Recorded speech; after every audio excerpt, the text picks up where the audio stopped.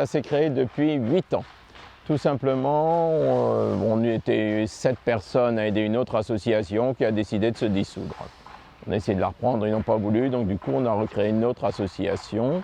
Un petit peu à la fois, on a grandi, on est une centaine d'adhérents, dont je dirais une trentaine de bénévoles vraiment sur le terrain.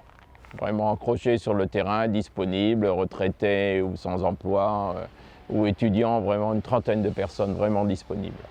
Et en fait, tout s'est accéléré au mois de septembre avec le décès du petit garçon en Turquie, Elan. Le lendemain, il y a beaucoup d'Anglais qui ont téléphoné aux différentes associations calaisiennes, locales.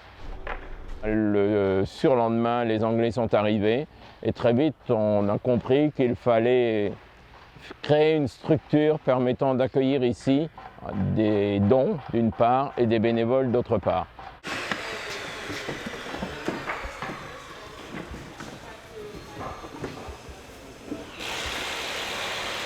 Nous gérons cet accueil, nous gérons cette structure ici, qui est pratiquement une petite PME. Quand on arrive ici, on se retrouve avec une centaine de personnes au moins qui travaillent d'arrache-pied. Et vraiment, c'est une petite entreprise composée pratiquement uniquement de bénévoles. On peut considérer que 90% des gens ici viennent d'Angleterre.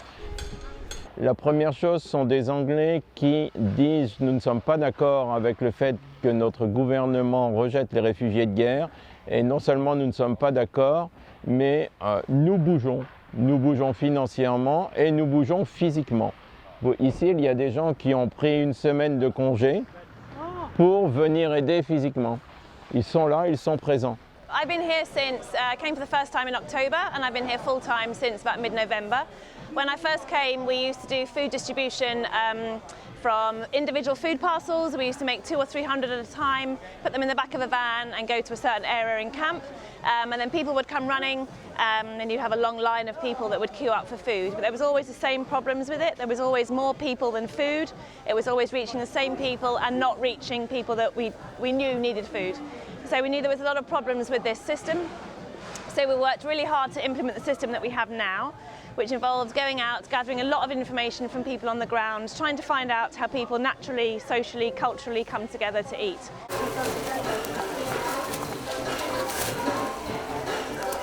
So what we do now is that we make up bulk orders of food for people to cook for themselves, that we send out suited and matched to how people come together naturally to eat. So the board that we have here represents different areas in camp, so we deliver to different areas on a different day in camp. And it can be anything from a delivery for 5 people up to 400 people, and it's all food that people can then cook for themselves. So it felt really important to us, because people have such little control and power over much of their life in camp. Food is one area that we can really try and empower people, and to be able to give them food so they can cook and share and come together and to have some control over that. So that's what we do.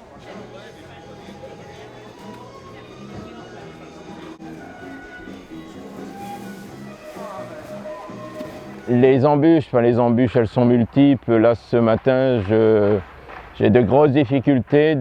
On essaie de faire venir un container de Chine.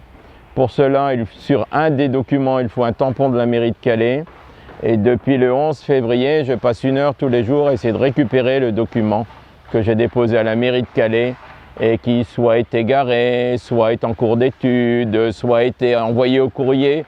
Et puis on se rend compte 2 jours après que ben non, en fait, il n'est pas parti. Voilà, ça c'est le genre d'obstacle qu'on a sur notre route et qui me font perdre énormément de temps.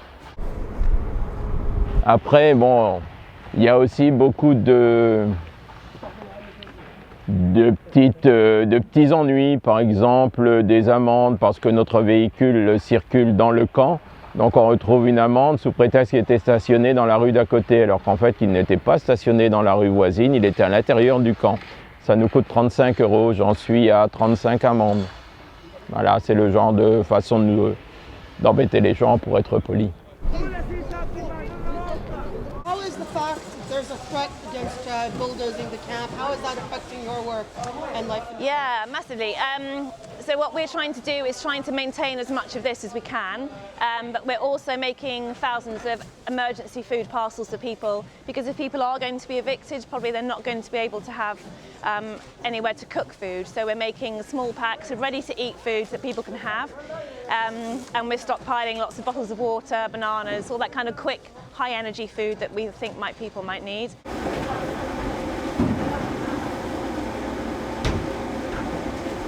Décalez-vous s'il vous plaît.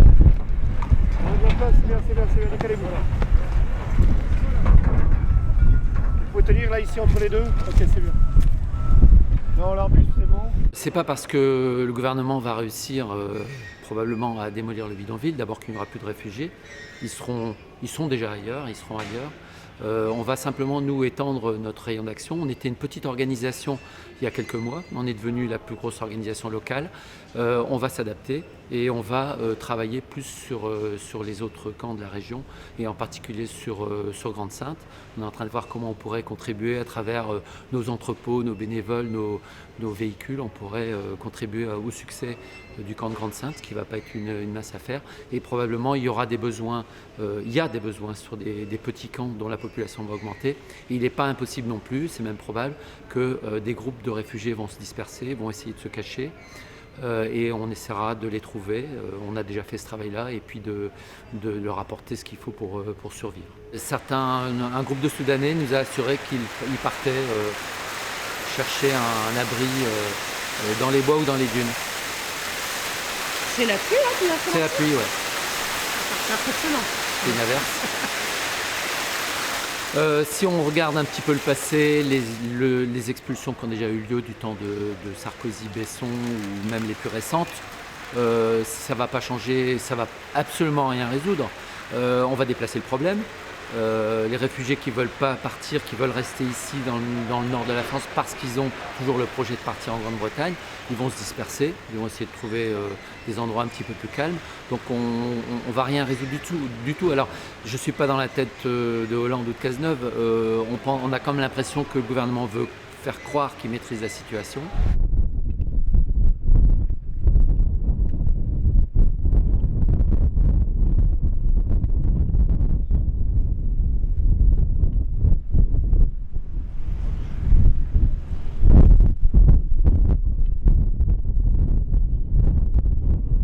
Si tu pouvais avoir une conversation d'une demi-heure avec Hollande, Cazeneuve et Valls, qu'est-ce que tu leur dirais? Ah, j'ai pas pensé à cette hypothèse. Qu'est-ce que je leur dirais? D'abord, on a toujours besoin d'exprimer ses émotions. Je leur exprimerai mes émotions devant la situation actuelle, la tristesse, la colère. Pour des tas de raisons qu'on a expliquées à la presse. Il y en a une qu'on n'a pas voulu expliquer parce qu'on aurait paru comme trop attaché au bidonville. Je peux vous dire qu'il y a eu des centaines de milliers d'heures de travail. On a compté 150 000 heures ici de travail de bénévoles. On a dépensé de l'argent qui venait des dons pour faire des abris. Et aujourd'hui, on démolit ces abris.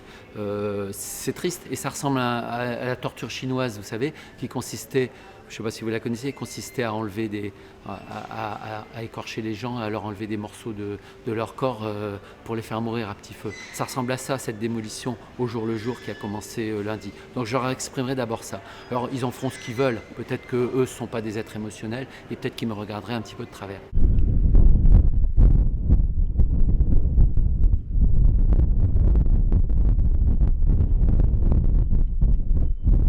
Je leur expliquerai que j'essaierai, mais je pense qu'ils le savent, que l'accueil de réfugiés peut être un atout sur le moyen ou le long terme et que les Français sont généreux et que je suis sûr que si le gouvernement mettait en place une politique d'accueil des réfugiés, il aurait un soutien citoyen considérable. Ce soutien citoyen existe là où il y a des réfugiés et presque partout où on met des réfugiés, cet accueil citoyen s'exprime.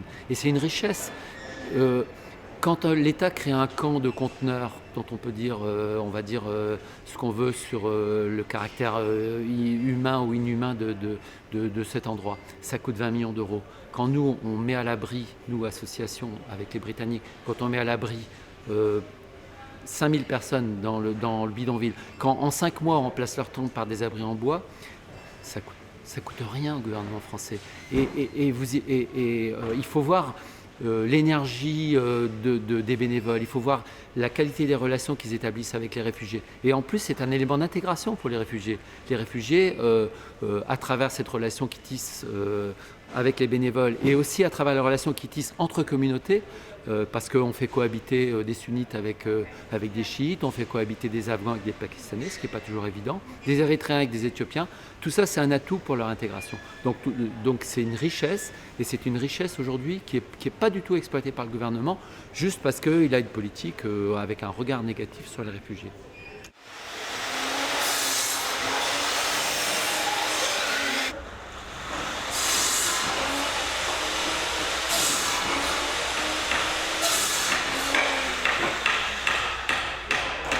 The best thing to me, I think, is the privilege of just the people that we meet. Just people in camp are astonishingly gracious and generous and just amazingly wonderful people, and it's a real privilege to hear people's human stories of how they got here, and that's also incredibly emotional as well, to hear stories, kind of about lives that they've left, how they've got here, why they've come here, and about how hard it is for people to be able to have all the things that we take for granted. So a safety, a home, a job, somewhere safe to have all the people that you love. The hardest thing is it's an ever-changing situation. So like we've already had one massive area evicted, and just trying to respond to that and be as useful as we can be. So I guess that's the challenge, because it's a constantly changing place.